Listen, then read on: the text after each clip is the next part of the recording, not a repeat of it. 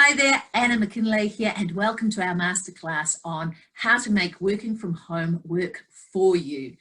We're in such a strange situation right now. So many people working from home, often for the first time, and it's not as easy as it sounds. So there are some hidden traps and pitfalls in working from home, and we want to make sure that you have the tools and strategies to navigate that successfully. So we're super excited to be sharing some great content.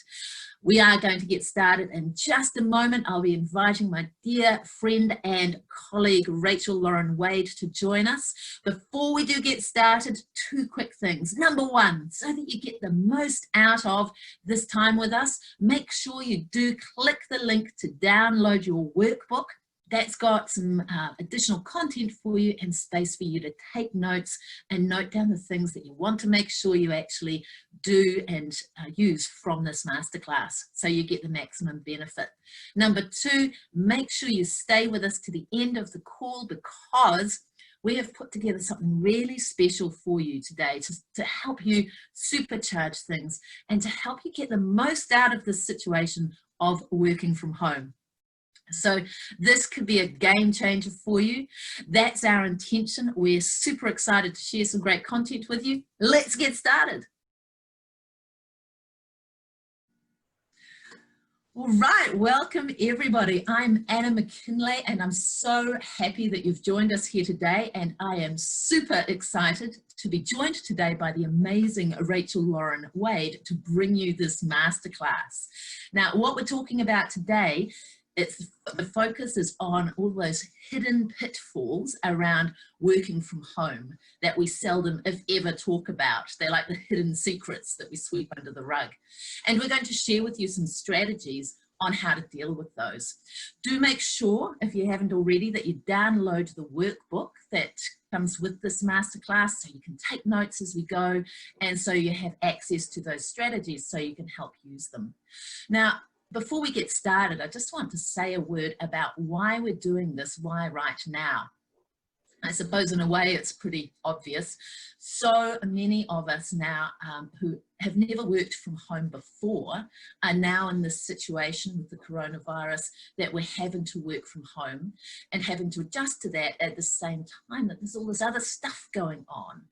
And quite frankly, working from home has enough challenges even in the best of times, and now is not the best of times.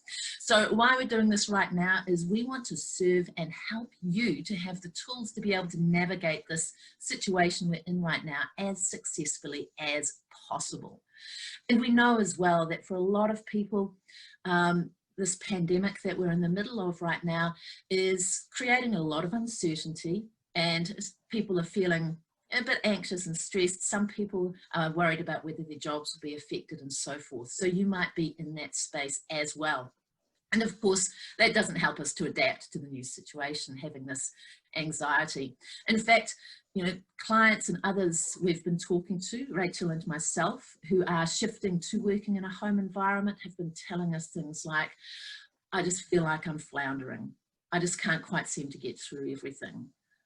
And so what we want to do is offer something to you right now that's going to help you get this working from home thing actually working for you, because it's not as easy as most people feel it should be, right? So just so that you know a little bit about who we are, I'm a life coach. I've been working with clients for years. Most of my clients are people who work from home as well. Prior to that, I was in a corporate environment, and as a mum with young kids, having to balance, and a big part of that was this flexi work, you know, switching from the office to home. And it was a lot more challenging than I felt. And when I took the step to move out and start my own work from home business, I don't often share this, but the business almost sank within the first 12 months. And the reason it almost sank was because of the things we're going to be talking to you about today. It was just so challenging to just get things done and stay and keep the focus going because of all of these hidden pitfalls. So I'm very passionate about helping people to be able to navigate these so that you can actually have the work from home situation that will help you to thrive as best as possible in our current situation. But look, right now, I would like to welcome my very good friend, master coach and mentor, Rachel Lauren Wade. Now, Rachel has helped others in this space for many years, and she takes working from home, I've got to tell you, to a whole new level. She's joining us today from her home office on a yacht in the Caribbean. Now, that's what I call making working from home work for you. So, Rachel, welcome. Fantastic to have you on the call today. Would you like to just start by telling us a little bit about yourself? Oh, absolutely, Anna, and thank you for that beautiful intro as well. I do take it, as you can see out my window here. Well, maybe you can't see out the window, but there are yachts all around me. I am in a bay anchored up, and in the British Virgin Islands. What a beautiful place to be stuck during this pandemic. You know, yeah, for 20 years I have been, you know, working from home, doing those things, helping clients do the same. Working with high-level executives. You know, I was a CEO, and when I had my daughter right before I was a CEO, I thought working from home was, oh, I'll try it. Well, it was darn hard with a newborn. I don't know what anybody thinks, but it was nearly impossible. And then so I was very grateful to get back to work. And then as going through doing things, I started working from home on Fridays, and that transition, that was tough still.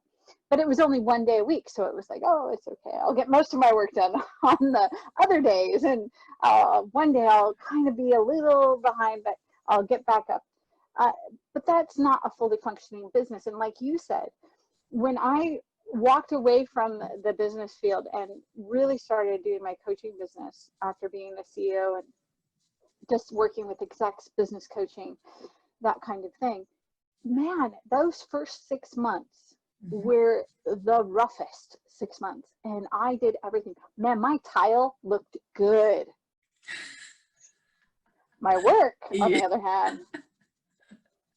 So, I mean, that's why we're here. How can we help you, who for the first time are home, learn from Anna and our mistakes, learn from what we almost crashed and failed, and you, if you pick up the parts now, man, you'll be so much further ahead than we ever were, I feel. So I'm excited to be here and share this and give this to people so they can grow faster than we did. I hear you, Rachel, and look, that just so resonates. And the thing is, once you really get the handle on what these pitfalls are and how we can actually navigate around them, even sort of make them work for us, then it's a great kind of lifestyle to have. But we've got to have the skills in place. So, Rachel, one of the things that, you know, there's a lot of great material out there on the kinds of how-tos in terms of how to set things up, like how to set up your home office and the kinds of online tools and apps to use and these types of things. But what we're talking about here is a different level, right? It's actually about how our brains work and how that plays out when we're in a work from home environment, So based on your experience working with so many people and clients over the years, what would you say are the biggest challenges that just keep coming up?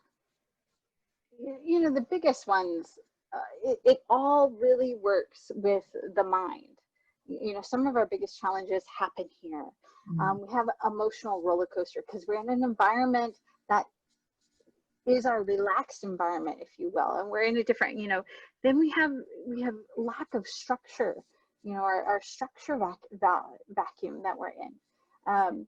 You know, when looking at that, we're, you know, in that emotional sense, we're dealing with deleting, disengaging, disconnecting. You know, where's our focus? All of that. You know, when does that come in? And then we're in our habit trap. We're at home where we have different sets of habits. So, you know, when we wake up in the morning, we stumble to the shower. Then what do? We stumble to the kitchen for our first cup of coffee.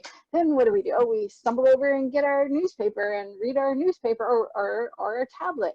We have a rhythm that is natural for us. And then we say, oh, I don't hop in the car. I don't go to work.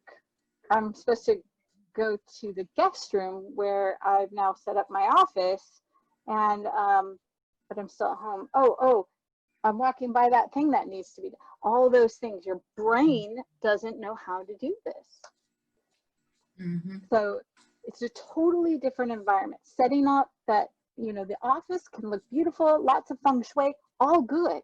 Those are things you can find anywhere. What you don't find is what we're giving you, is how to work with this part of it. Yeah. So, what do you feel the same, Anna? I mean, what are your thoughts on that? I totally do. I mean, the first 12 months that I had my business working from home, I've got to tell you, the laundry was just always under control, not the business, right? But that absolutely resonates, and it's all of those little things that we can so easily find ourselves that we've been doing stuff, and then we look back after a couple of hours and it's like, wow, what have I been doing with that time? Because it wasn't work, you know. So hard and so motivated too. Yeah, and we may even feel exhausted because we felt like we were doing a lot, and then we go, oh, but I've done nothing. Yeah. Yeah, and that's interesting you say that, because a lot of the people that I've been, you know, as clients and others that I've been talking with lately, that's a big thing, because of course we start to beat ourselves up, we become more demotivated, and it becomes a bit of a trap. So look, let's talk in a little bit more detail about that emotional roller coaster piece, because I know that's super important right now for people. And we've talked a little bit about it, but can you dial into a bit more depth on what is so different about working from home that makes the resilience, the emotional resilience, so important for us? Yeah, you know, and it's the emotional resilience also larger, right? Because we're not just being resilient right now for working at home, but there's a larger piece around the world. And, you know, it's acknowledging that we can do this, you know, but there's so many traps, again, with our mind and all that thinking that happens, that, you know, the worry, the fear, the all those little things that we're going to go over in our program. But fear, the fear alone stops us. The stress of it, the stress that comes in because of the fear, and that, and then, you know, the lack of taking action that happens. So when we choose to be resilient, you know, we have to choose also to choose to let the fear be over here. You know, choose, how do you do that? How do you put the fear over there?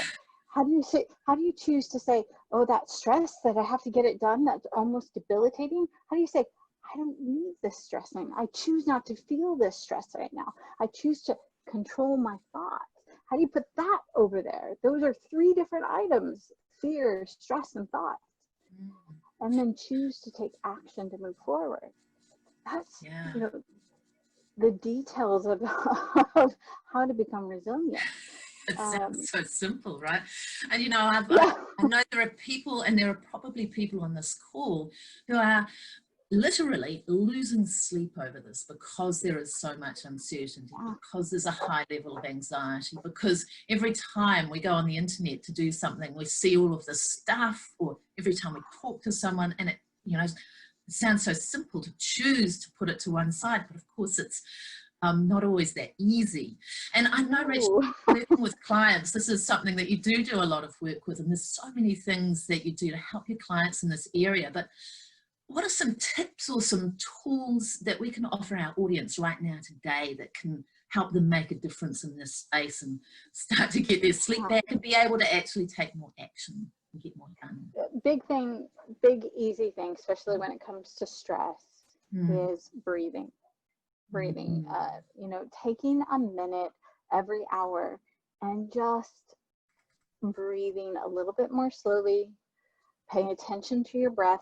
That simple thing actually just reinvigorates you, balances your hormones, clears your brain. You know, one of the things I really talk about is how the brain works, and if there's not enough oxygen getting there, and the breath control, if it's not patterned, guess what? We go straight to our fear-based stuff. So a simple technique is taking a minute, slowing down, and breathing. And it's as simple as breathing in 4 beats and breathing out 4 beats. It's not like, oh, I have to concentrate on my breathing. Don't get stressed about this. It's easy. We do it naturally. We just slow it down. So it's just 1, 2, 3, 4, 1, 2, 3, 4. And that whole little exercise, simple, can change your day. Very simple one. So true. And it's a great reminder, Rachel, because just doing that with you now, you notice the difference immediately, don't you? Yeah. My shoulders relax. I like to use words. So one of the highest vibrations that comes off our body that's measured in science is the word love. So I spell the word love, and I visualize the L coming up through my nose, down into my heart. And then after I spell the word, I see it spelled out with light for a count of 4. And immediately, even talking about it, I just relax. My body goes, oh, it's okay. It's all right. The world can keep going stressed. I'm okay now. Super powerful. So we can just stop and pause and reset ourselves once every hour or so, or even use this just when we feel ourselves starting to get just that little bit stressed, right? Just pause. Exactly. And breathe. So simple, and something any of us can do, right? Any other tips that you'd like to share? And just for all of you on the call, if you've got your workbook there, please make sure that you do take notes of the things that we're picking up on as we go through. There is some space there in your workbook to take some notes and to make a note of the things that you want to actually start doing before we cover. So Rachel, any other tips or strategies that you'd like to share with our audience right now? One of the big ones is, what are you thinking that's causing that thought? That's always a really nice one. We'll go in more detail about that, but if you take the moment to just catch in with what you're thinking and figuring out where some of this stuff is coming from, that is very powerful. We don't realize that our brain is just spinning, going crazy. And,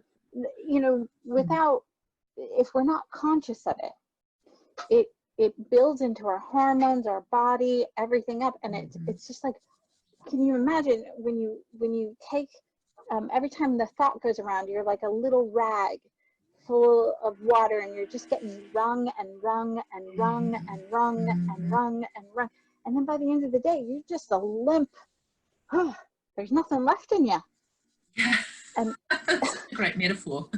Yeah, and that's what our thoughts can do to us.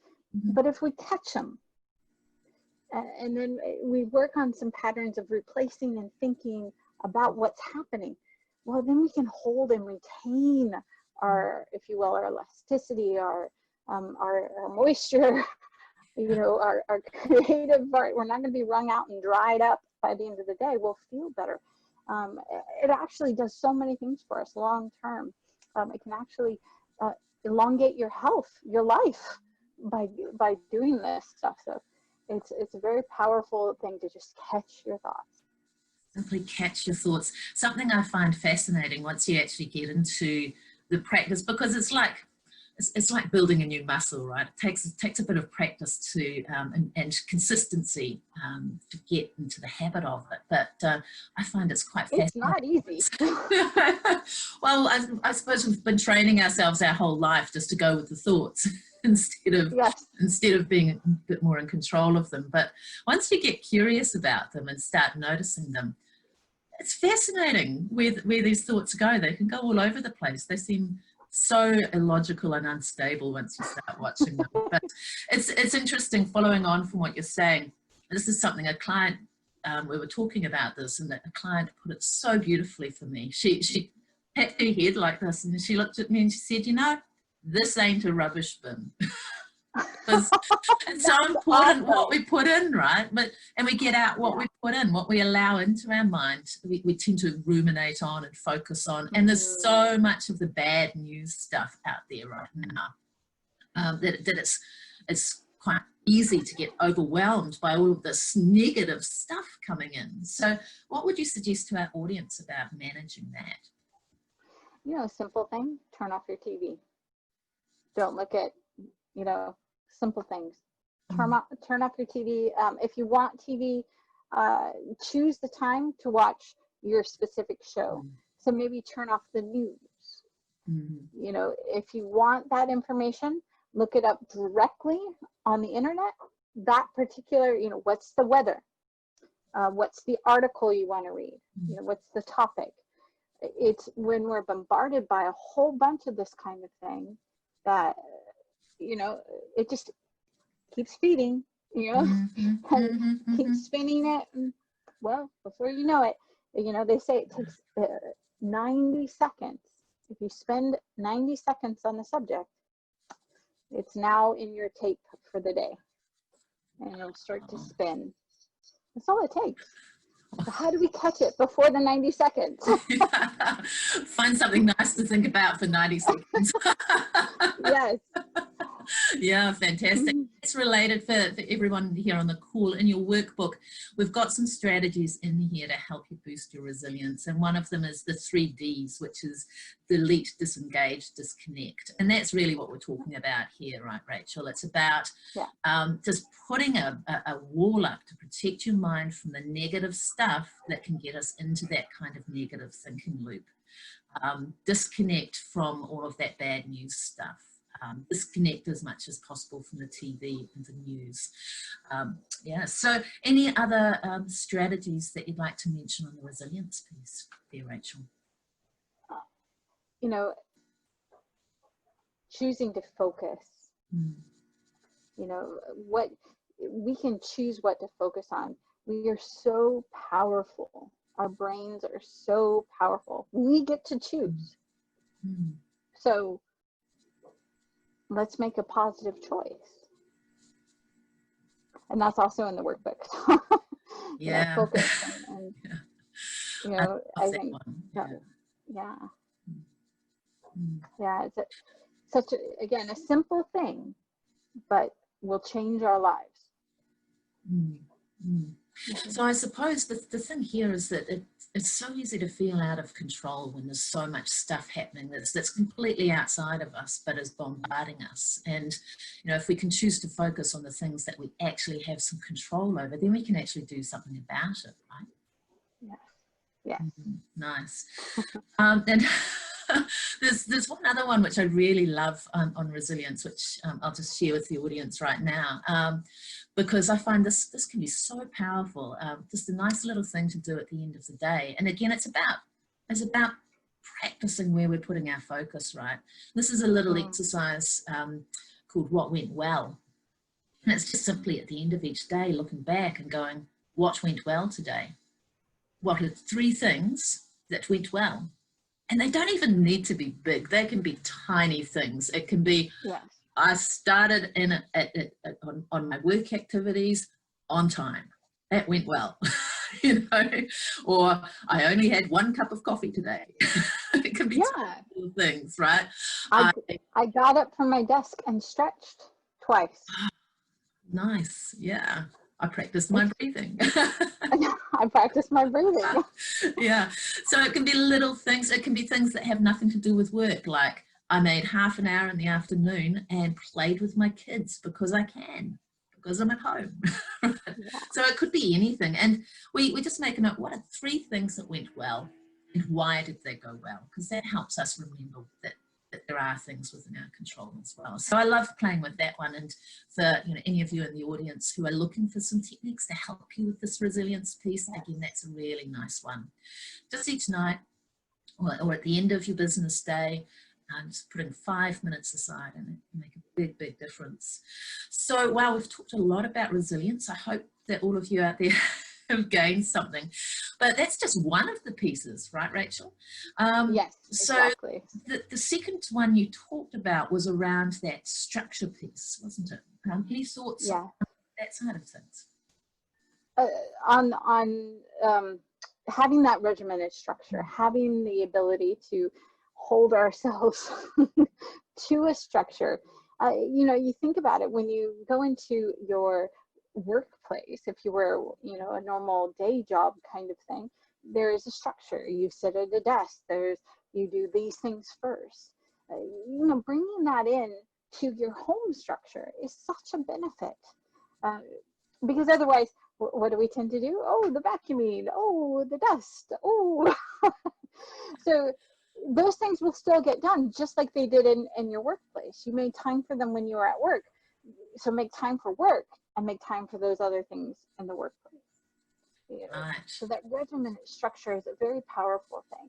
And there are some key things that you know, to move forward to do that, that need to get into place, because it can be difficult at home, because it's a different structure. We have to adapt and change this structure now.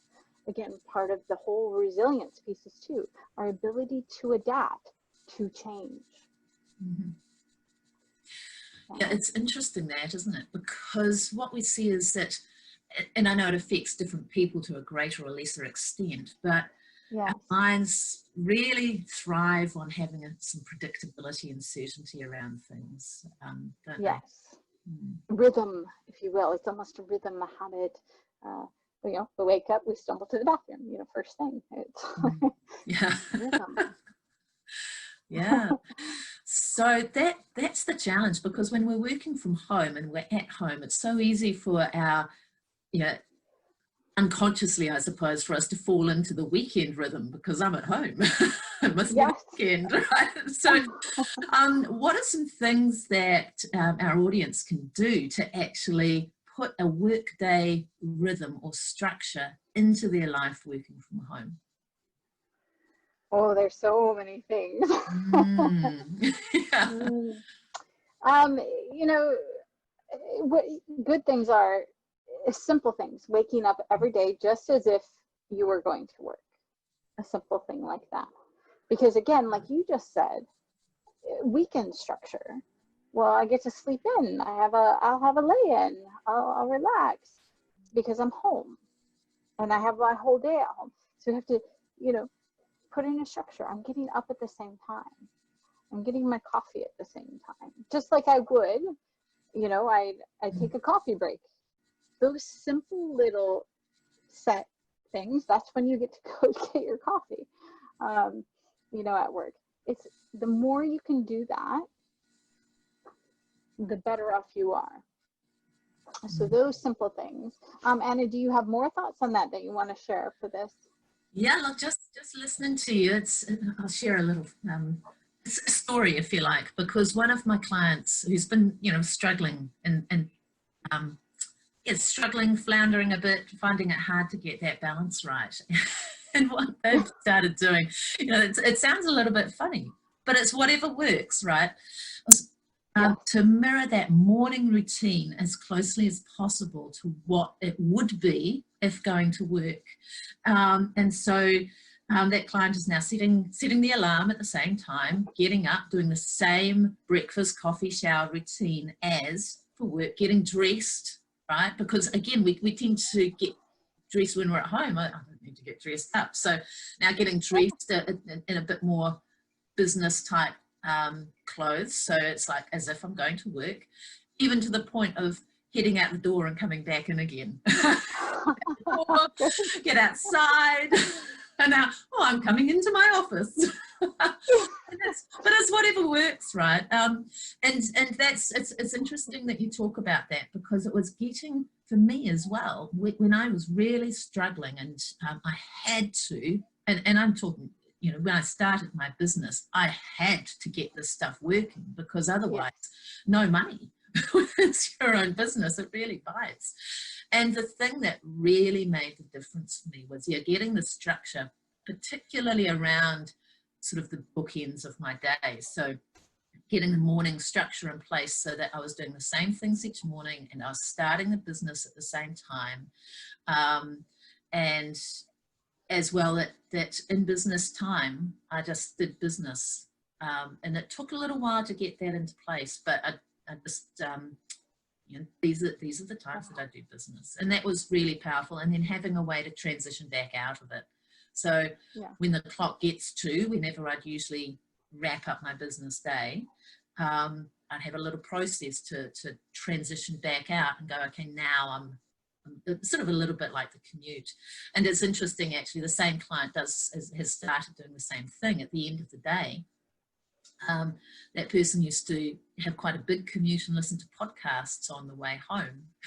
Oh. So now the whole routine is tidy up the desk, plan for tomorrow, put things away, switch out the lights like I'm shutting down the office, and then actually go for a walk down the driveway or around the house listening to a podcast.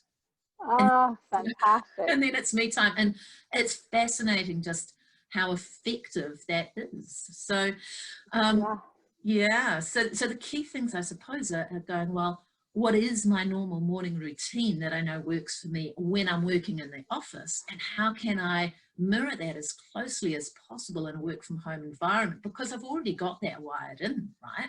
Why reinvent the wheel? It's a matter of how can I tweak that so that I'm actually applying it in this new environment, and then having that process to transition out of work into personal life. Because if we don't have that, of course, the work's just going to keep leaking into our personal life. Now, that's bad enough anyway with all of our smartphones and devices. So Yes. it requires us to be quite disciplined around saying, no, I'm actually having some family time or some personal time now, because it's interesting. It's easy to focus on the negatives of everyone being stuck at home. And at the same time, it means, wow, what an opportunity if you've got family to actually, take a little bit of extra time to create some memories together, or to spend some time with the people that are close to you, or doing things around the home that you enjoy doing, which we wouldn't otherwise be able to do. But unless we have the structure around the work, we're not going to be able to take advantage of that. So any other thoughts on that, Rachel?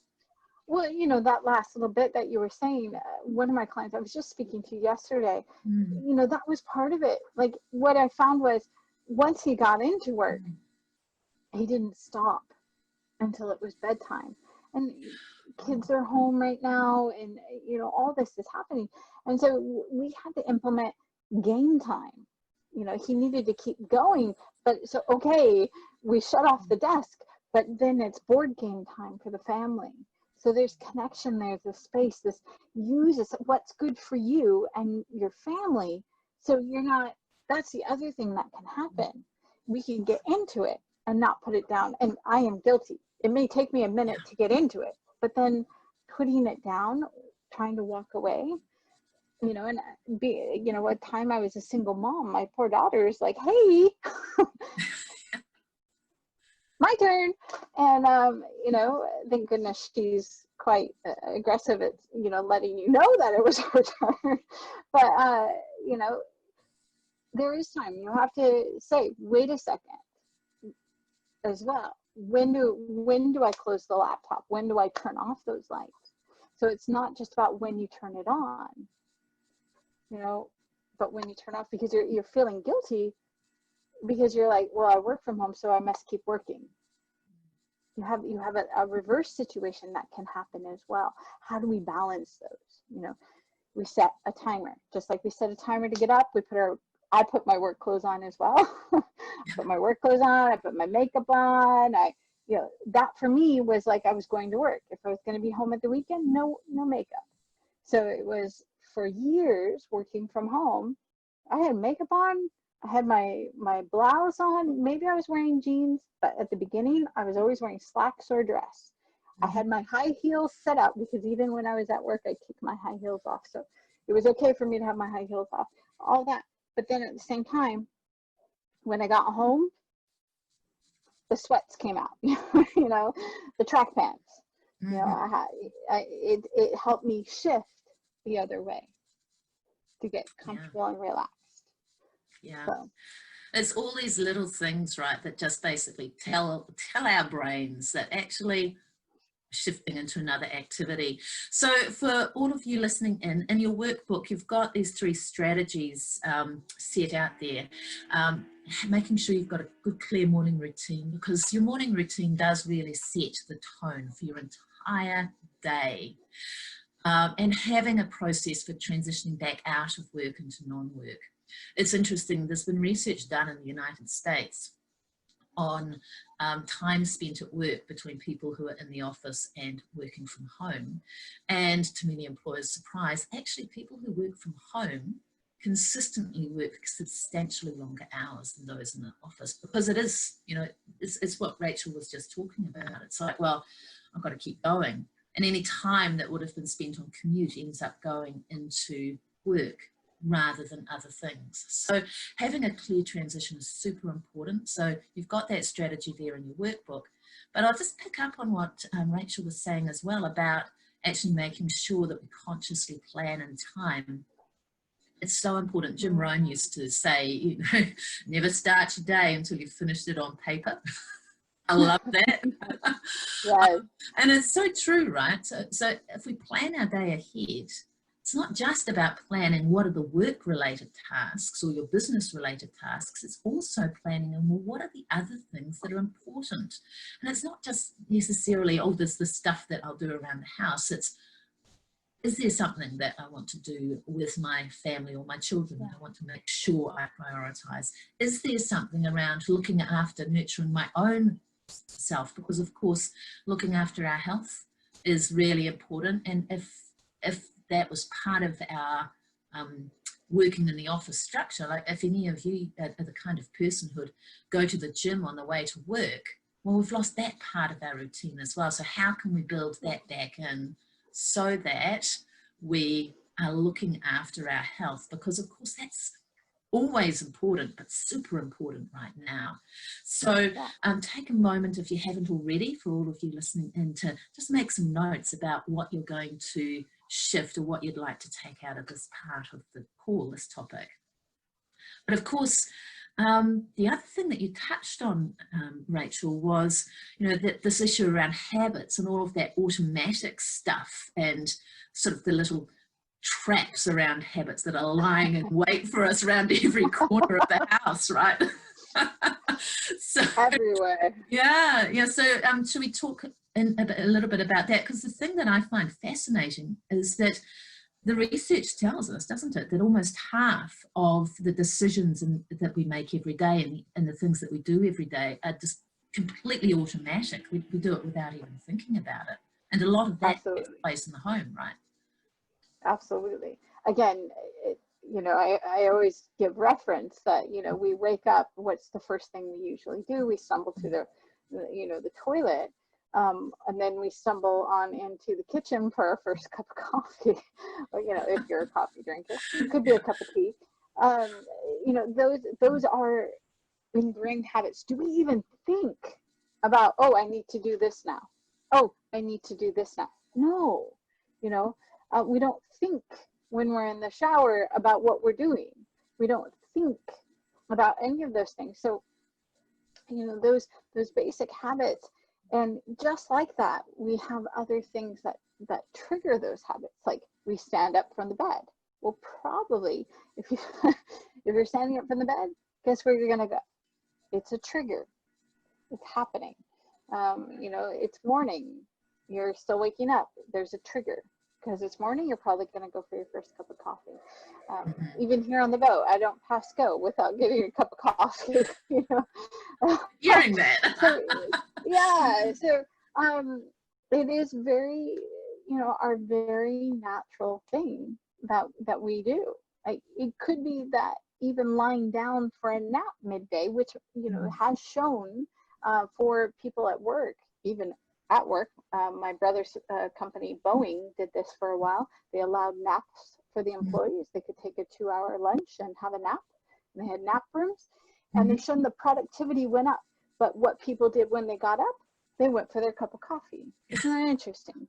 So the habit is so built in. So when we're at home, we have all these home habits, you know, and studies show that we don't get rid of habits. We have to rewrite them. So, you know, how do we rewrite them? Again, it's something that's very powerful to do, can be done, but takes time, takes practice, and takes support to rewrite your habits. You try to tell your body not to go to the bathroom first thing in the morning. we don't want to go there. And that's so true, right? It's and there's so many little things. I know, you know, as I shared at the start, you know, these things almost sank my business, and it was this particular piece that really bit for me, because when we're at home, you know, it's not just the time or the action, it can be a place that triggers us to do things, right? We walk into the kitchen. Well, I'd been a mum at home with little kids for a long part of my life, or working mum with little kids. When you walk in the kitchen, what's the first thing you do? The dishes. The dishes. And I know for Absolutely. many people, yeah, and for many people, what do? You walk into the kitchen, you open up the fridge. What's in there? And before we know, we're having something to eat. So if we're working from home, especially if it's a, you know, got an open plan kind of environment, and that kitchen is just there, we see it, fridge, open fridge, automatically eat. Well, that's not going to be good for our waistline, is it? In fact, a client did this with me recently, that she said that between the shift in routine and this kind of impact, and with the additional stress, we can get into that emotional eating. Well, and it's the #1 procrastination thing. We don't even acknowledge that we're doing it. It's #1 procrastination. Our brain says, oh, I don't want to work because it's work. I'll eat, because eat creates an up. We get an automatic upper when we eat. Our body releases endorphins and all these things, and you know, so we get a release while we're and then guess what's happening? We're not doing that, and we're thumb's getting a little bigger over there. And then we sort of wake up consciously once we've done it, you know, halfway through whatever it is, it's like, what am I doing? And then of course we can get into that cycle of beating ourselves up about it, because I should have more willpower. And of course willpower just always loses when it's willpower versus habit. Well, Habit's always going to win, right? Yeah. So let's make some healthy habits. Yeah, absolutely. And I know it's not just that. I mean, if we've got the, you know, the open plan, or if we've got the TV room, we walk into the TV room, it just automatically on. There's these kinds of things, right? So how can we help our audience with this one? Because as you mentioned, it takes time to get those new habits in place. But what are some things that we can start doing now to at least mitigate this impact? You know, there are, we put it in the workbook, I think, really, really good, just 2 simple things. And it really is about, it's actually also part of the motivation and inspiration behind something. You know, why am I choosing to do this right now? So that's a conscious choice. As you're opening the refrigerator going, why am I choosing to do this right now? Am I avoiding something? You know, what's going on there? And what's important about this to me? If we can choose again, you know, if this is important, then let's go ahead and do it. But if it's not important, let's choose something that is important. That's something that is going to help us be better in so many ways. Let's take that step. So, and I know it touches on inspiration and motivation, but it also can change our habits really quickly, because we acknowledge where they're coming from. So you're creating that space really between the automatic kind of trigger or pattern that's happening, and actually getting some conscious choice over it. That's cool. Yeah. Do I really need to vacuum right now? Is that really the most important thing? Does my toaster really need clean? Hey, all of you, I know you've thought it, because I've thought it too. I saw my toaster there. I thought, oh, it really needs to be clean. You know, the computer really needs to be loved over there and typed on too, but I chose to clean the toaster. You know. All the secrets are coming out today, aren't they? For me, it's the kettle. The kettle. Look, I've done something. It's worked. And what is that? It's easily seen and done. So satisfying when we do something like that, right? It's immediately satisfying. So how do we get satisfaction from what we do over here, the work stuff, versus the tile on the floor? Man, I scrubbed that one day so well, it has never looked better. Not so good for the business though. I mean, thinking about that as well, of course, that's where the planning your day ahead of time is super important, because if we've got the plan, and if we're clear about it ahead of time, then we can jump straight on the plan. And if we find that that toaster or the tiles or the kettle or that leaky tap or whatever it is, that odd job around the house that we've been putting off for 6 months suddenly has to be done today, if we find that happens, we can say, well, is this on my plan? No. All right. And we can course correct, yeah. Again, yeah. And that's asking, you know, is that on the plan, is one of, just very similar to those motivation questions. Is this what's most important? The plan is what's most important. That's what you told yourself you should do. Okay, within the realm there. Nice, nice.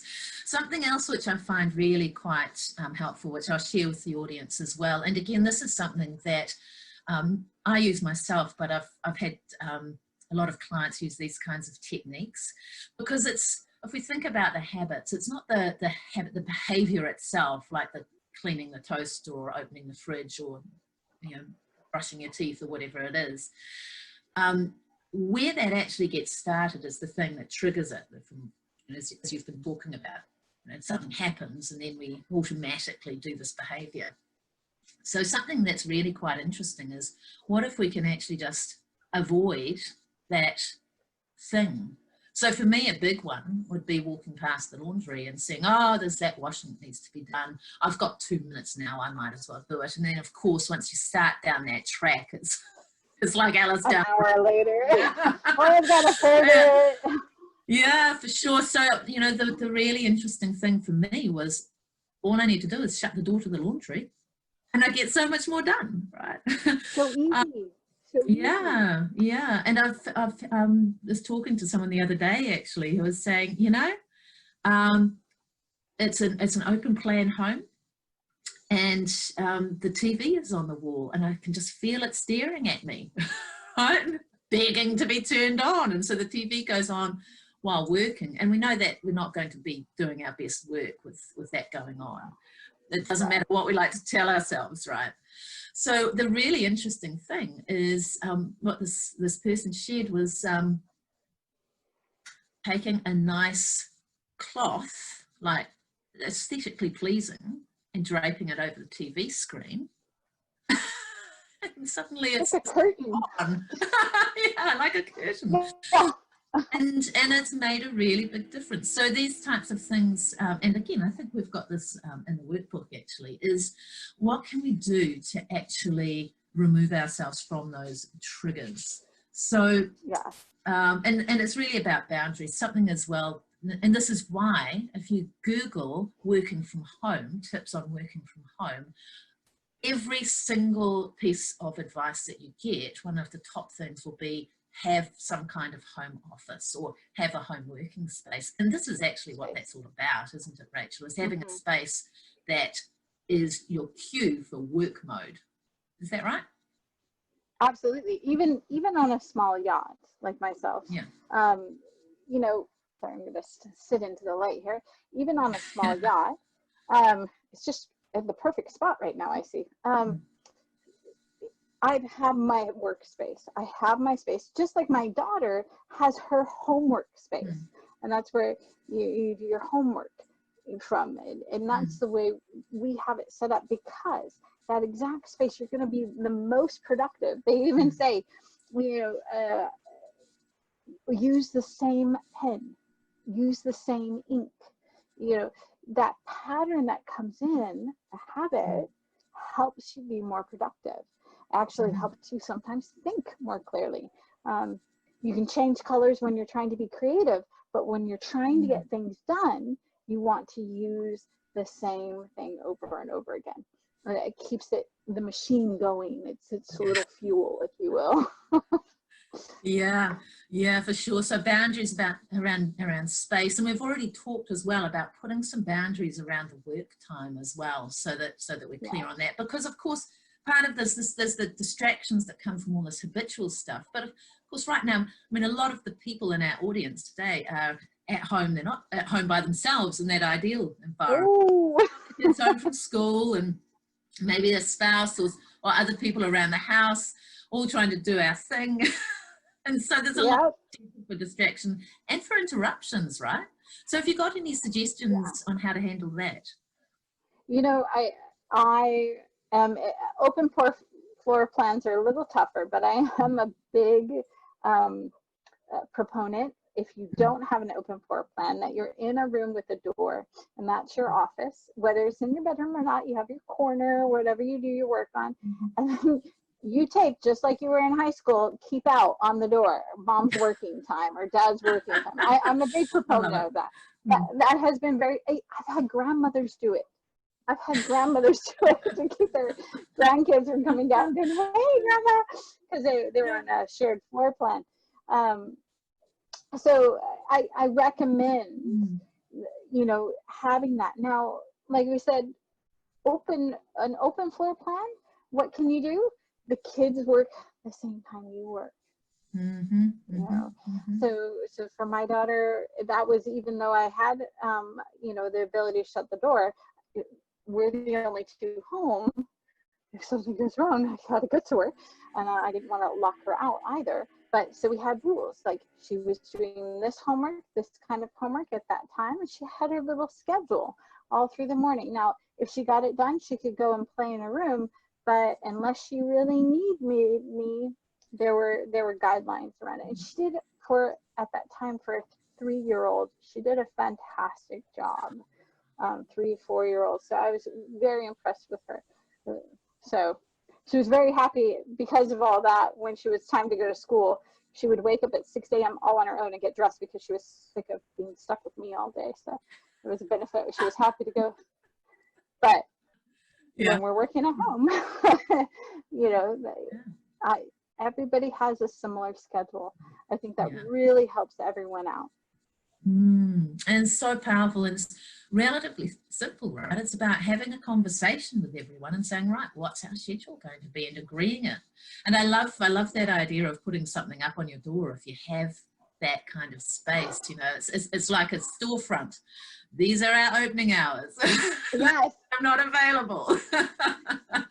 So that's super powerful. And look, a great opportunity as a parent too to help your kids and your children, whatever age, develop some really good life skills as well, because this is something that will help them throughout their lives too. How cool is that? Absolutely. Yeah. Absolutely. So look, we're coming up on time, Rachel. So the other piece which we haven't talked too much about yet is all about motivation, which you've touched on a little bit. And of course, everything that we've talked about in a way is going to benefit that motivation piece. Is there anything else that you'd like to share with our audience on the motivation side of things right now? Well, and I would, because again, it crosses over to, you know, the habit traps as well, because we're used to motivation. If we look at what that word means, it means an outside source kicking us into gear one way or the other, whether it's the money in front of us or the carrot or the stick behind us. Now, there's some self-motivation that has to come in here. When we're working from home, we have to be self-motivated. There is no carrot over here on a daily basis that we can see or talk, you know, the boss is, hey, if you do this, you get a reward. Or the stick isn't there, the boss isn't hitting you, which is nice, you know, but how do we keep going? How do we, so those two questions again that I brought up before, is like, why am I choosing to do this? Why am I choosing to do this? Whether that means your job in a whole as a solopreneur, or, you know, why you have this job as a whole, why do I choose to do this? What, you know, the big broad spectrum, all the way down to the job you need to do right now. And then why is this important to me? Why am I choosing to do this? So I have money for my family. Why is that important to me? I'm responsible for my family. Like, you know, it's important for my family to be able, we like the way we live. Is that enough to keep you going? If not, then maybe that question needs to get down further, deeper. something I really work on with my clients, and I know you do as well, is Yeah. what's that real, how do we crack open and find really what's really important about this? You know, where is that point, that trigger to create that, yeah, I want this now.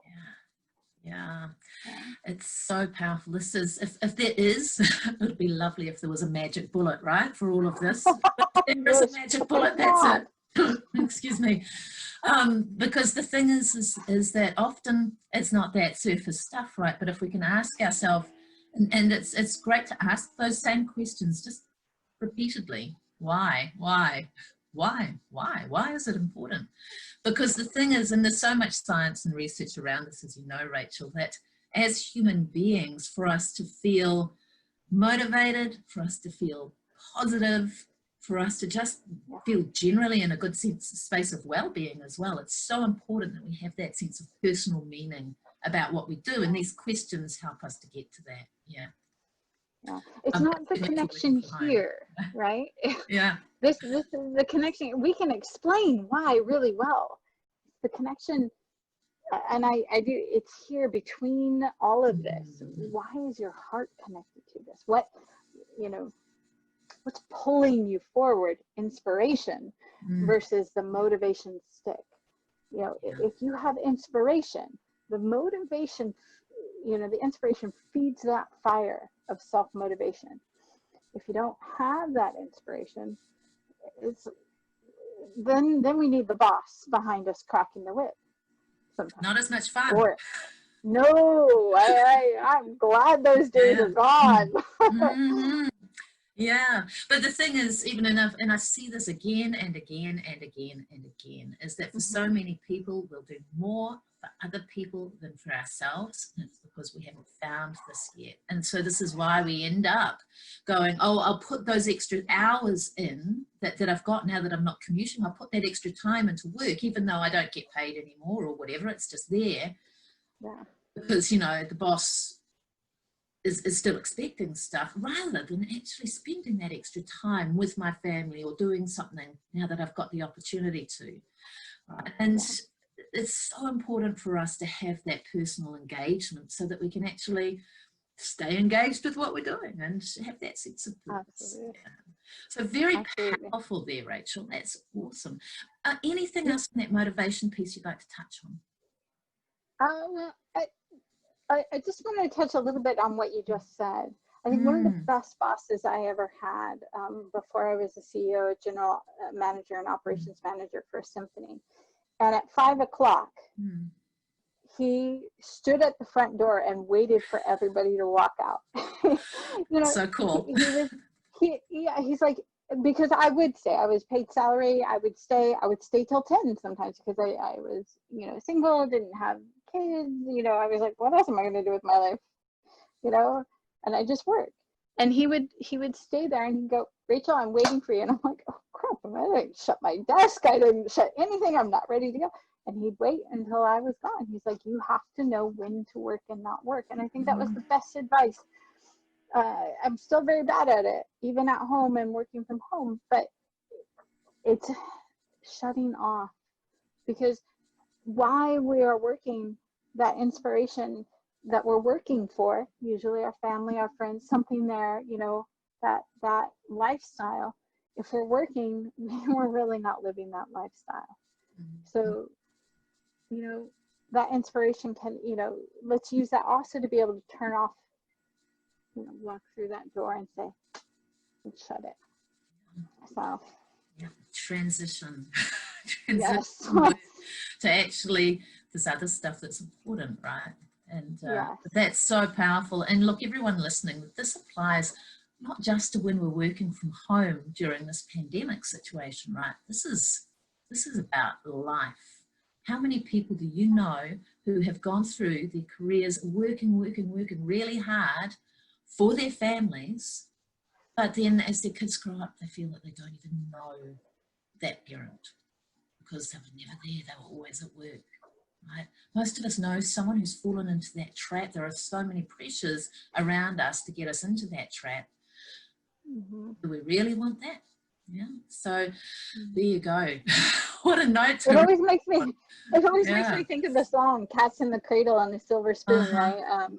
You know, that whole like, we'll Yeah. be together some, you know, win, Yeah. win. Yeah. Yeah. Oh, we're getting deep here. Look, we've covered a lot of material. So, wow. I'll just do a quick recap because we've talked about 4 key areas, and these really are, these are the foundations. There's lots of great how-to tactical stuff about how to work from home, how to set up your home office, all that stuff. But unless we've got the foundations in place that we can build that on top of, then it's just going to be a struggle and we're going to feel like we're floundering. So just to recap, these 4 areas that we've talked about is so important to be able to enable you to have more ease in working from home, to be able to ride that emotional roller coaster. And, you know, it's a biggie at the moment. But also so that you can actually help your mind to focus on things, so that you can actually have a bit of a rhythm of achievement and getting things done despite the circumstances, right? These are so important. So the 4 areas, let's see, they were number 1, the resilience piece, right? Number 2, making sure you build some structure, and keeping it as close to what you're used to as possible will make that so much easier. Building some structure around how you start your day, how you transition into work, how you transition out of work, and all of the rest of it. And having that plan too, so important. Now the third piece was around handling the distractions, and particularly those automatic habitual distractions that are lying in wait for us around the house. So very, very powerful. Thanks so much for all your insights there, Rachel. That was awesome. And of course the motivation. So you've got some questions there to help you to actually tap into your own motivation to help you stay more focused. Wow. So there's a lot of stuff there. And, Yes. yeah, we all know, of course, this is the thing. There's so much information out there and so much stuff coming in all the time. We know there's a big difference between knowing what's going to help us and actually doing it, right? Particularly when we're stressed. And we've really just covered the tip of the iceberg here too, right?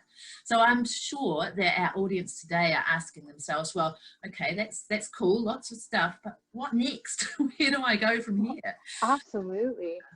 And I've got to say, I'm super, super excited about what we've put together, because for everyone listening in, look, we've got some things we'd like to put in front of you to really help you to integrate this stuff. Rachel, would you like to tell them about it all? Absolutely. So we're going to cover those topics again more in depth, and actually the how-to steps to do that. So, and in this session series it's going to expand on that and give you, I'm just so excited that it's going to give that to you and about how to do it and how to work forward on that. You know, this, we have to say, you know, the time is now.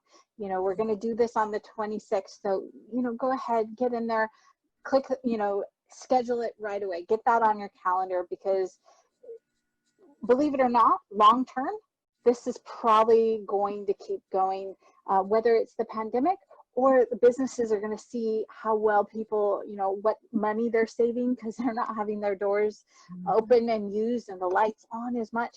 So this may keep going. So why not be ready for that? I can't stress that enough for everybody here. This may be a new type of lifestyle. So let's take action and be prepared. You know, also on top of this, Anna and I talked, what could we give you more? How much more value could we give you?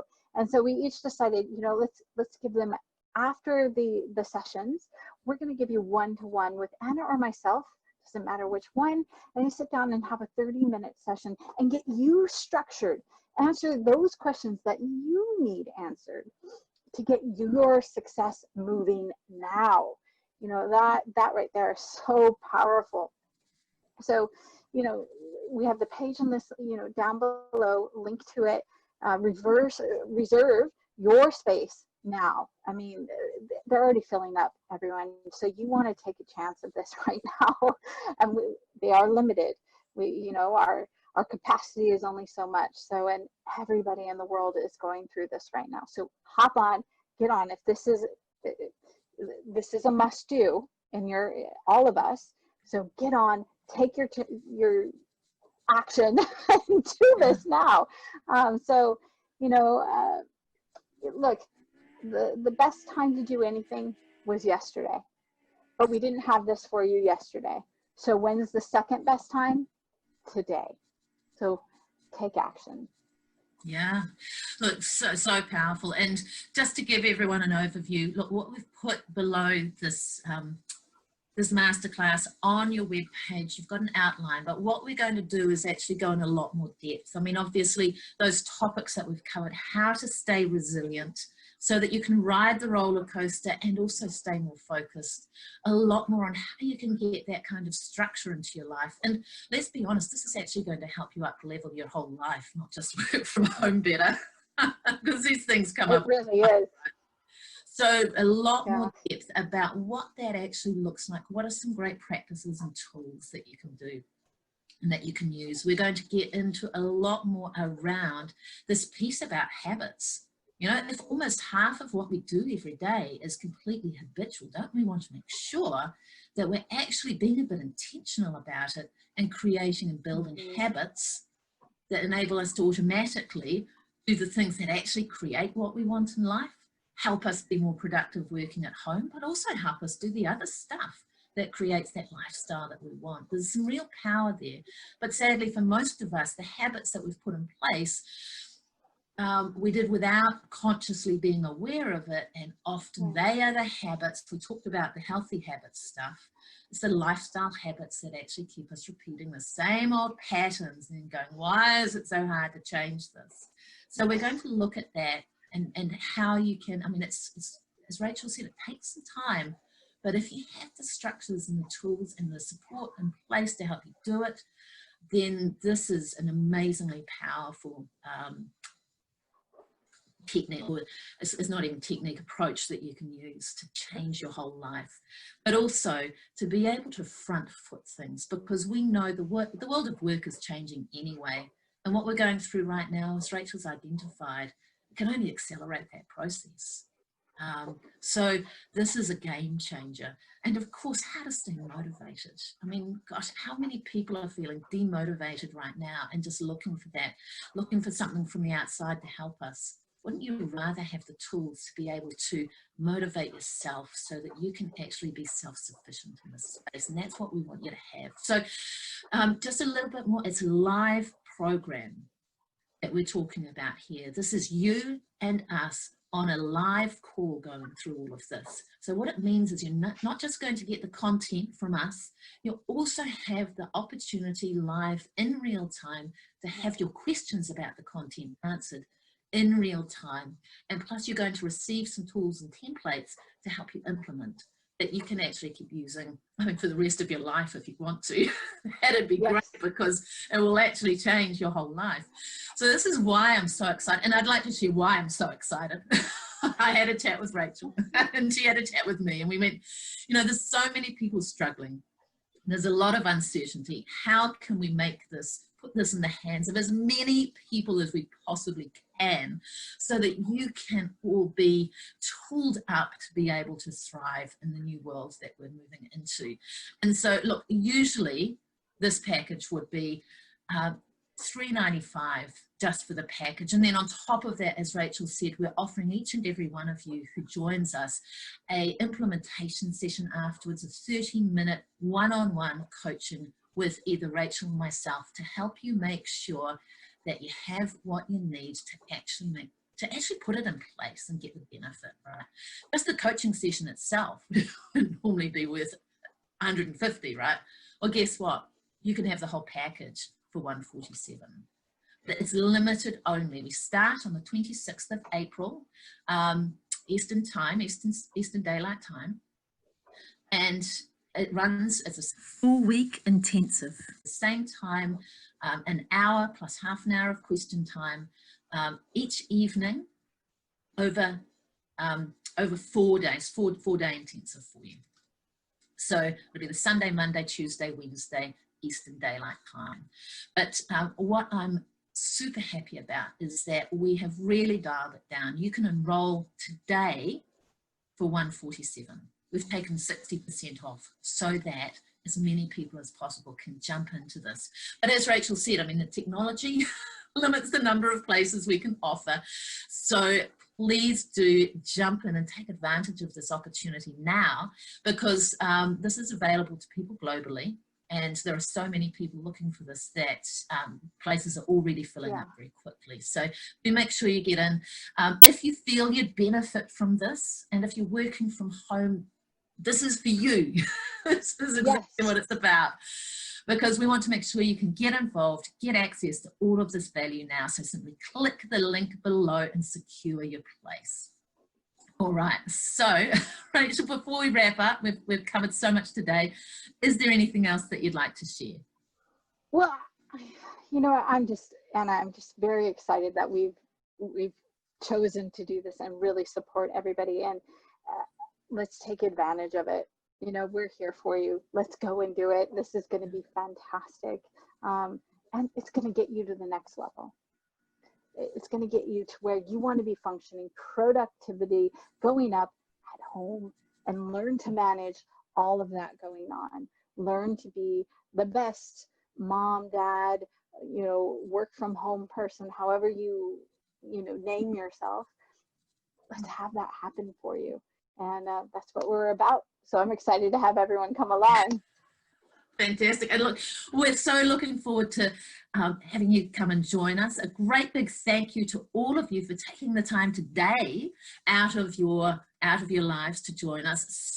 So hope that you've gained some tools that you can use. Do make sure that you take a moment before going on to your next task, that you take a moment after this call to make a note of the things that you're going to take action on now following our chat today, including getting your place secured. Just click on the link and secure your place while it's still there for you, because, you know, this is about setting you up to not just to be able to survive in the current pandemic, but for you to be able to thrive in the new world of work and take the opportunities to create a lifestyle that you can enjoy, and where you can actually have that quality time for yourself and with your family, as well as getting things done on the work and business front. So it's doable, it's very possible, just about having those foundations in place. So we're super excited to see some of you on the 26th of April and helping you take this to a whole new level. Thank you so much for joining us, and stay well. I will see you all. Stay well.